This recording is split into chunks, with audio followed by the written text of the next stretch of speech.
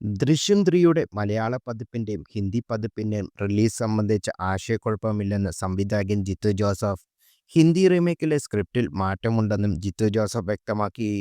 ഒരു ടിവിയോട് സംസാരിക്കുകയായിരുന്നു അദ്ദേഹം. ഏപ്രിൽ 2-നാണ് നമ്മൾ റിലീസ് ചെയ്യുന്നത്. അവർ ഒക്ടോബർ 2-ന്.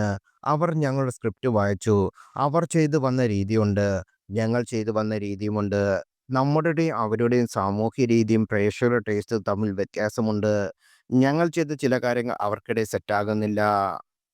ദൃശ്യം 1-ാം ഭാഗത്തിനും 2-ാം ഭാഗത്തിനുമെല്ലാം അവർ അതിനനുസരിച്ച് മാറ്റം വരുത്തിയിരുന്നു. ആദ്യം അവർ ഒന്നിച്ച് റിലീസ് ചെയ്യണമെന്ന് പറഞ്ഞപ്പോൾ നമ്മളും അതിൻ്റെ തടസ്സങ്ങൾ പറഞ്ഞു. സ്ക്രിപ്റ്റിൽ കുറച്ച് മാറ്റങ്ങൾ വരുത്തിയാൽ കൊള്ളാമെന്ന് അവർ പറഞ്ഞു. ഓക്കേ എന്ന് ഞങ്ങൾ പറഞ്ഞു. ഞങ്ങൾ പ്രൊഡക്ഷൻ തുടങ്ങി. സിനിമ ഷൂട്ട് ചെയ്യുന്നതിന് മുമ്പ് അവർ വന്ന് മുഴുവൻ സിനിമയും വാങ്ങിച്ചു. Theatre rights. ആന്റണിയെ ഞെട്ടിക്കുന്ന ഓഫർ വന്നു. എന്നോട് വന്ന് പറഞ്ഞു, ഇത് എല്ലാവർക്കും കിട്ടുന്ന ഭാഗ്യമല്ല. തീർച്ചയായും ചെയ്തു എന്ന് ഞാൻ പറഞ്ഞെന്നും ജിത്തു ജോസഫ് വ്യക്തമാക്കി.